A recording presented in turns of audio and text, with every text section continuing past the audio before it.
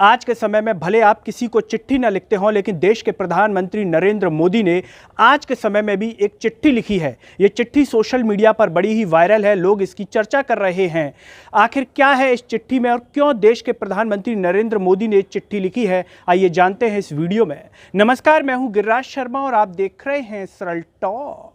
जैसा कि आप सभी जानते हैं कि मध्य प्रदेश में विधानसभा चुनाव है और इस चुनाव को जीतने के लिए कांग्रेस हो, बीजेपी हो, सपा हो या बसपा हो, हर कोई भरसक जतन कर रहा है। और देश के प्रधानमंत्री नरेंद्र मोदी भी सारा कामकाज छोड़कर इस चुनाव को जीतने के लिए भरसक जतन कर रहे हैं कि किसी भी तरीके से मध्य प्रदेश विधानसभा चुनाव में भाजपा की सरकार बनाई जाए। देश के प्रधानमंत्री नरेंद्र मोदी ने इसी के चलते मध्य प्रदेश के निवासियों के लिए एक चिट्ठी लिख दी है। अब आप सोच रहे होंगे कि आखिर क्या है इस चिट्ठी में। इस चिट्ठी में देश के प्रधानमंत्री नरेंद्र मोदी ने जिक्र किया है शिवराज सिंह चौहान का, उनके पुराने कार्यकाल का। नरेंद्र मोदी कह रहे हैं कि जिस समय मध्य प्रदेश शिवराज सिंह चौहान को मिला था उस समय बीमारू राज्य था। शिवराज सिंह चौहान ने इसको बीमारू राज्य से बाहर कर दिया और बाकायदा मध्य प्रदेश का विकास किया।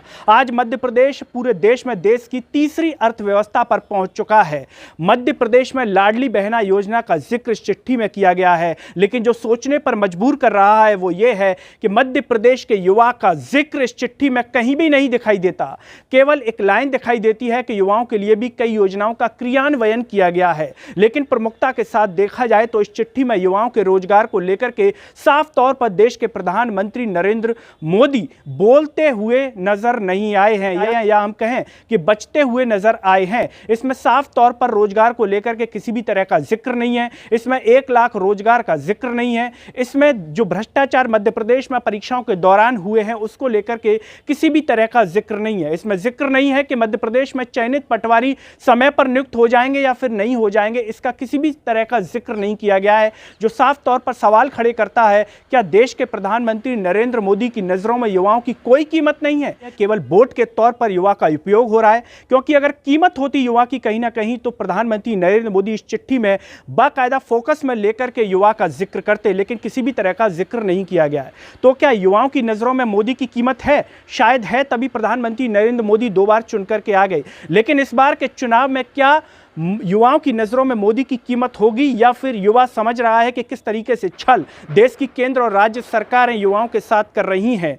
इस चिट्ठी को बाकायदा प्रचारित करने के लिए मध्य प्रदेश में कोने कोने तक पहुंचाने के लिए रथों का उपयोग होगा।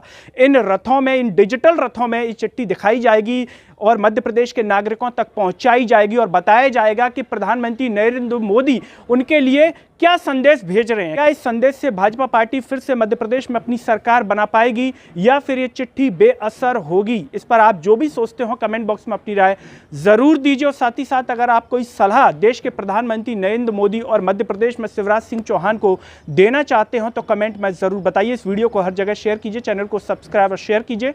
साथ ही साथ आप सरल टॉक को ज्वाइन व थैंक्स बटन के द्वारा आर्थिक रूप से सहयोग प्रदान कीजिए, जिससे हम और बेहतर स्वतंत्र पत्रकारिता कर सकें। नमस्कार।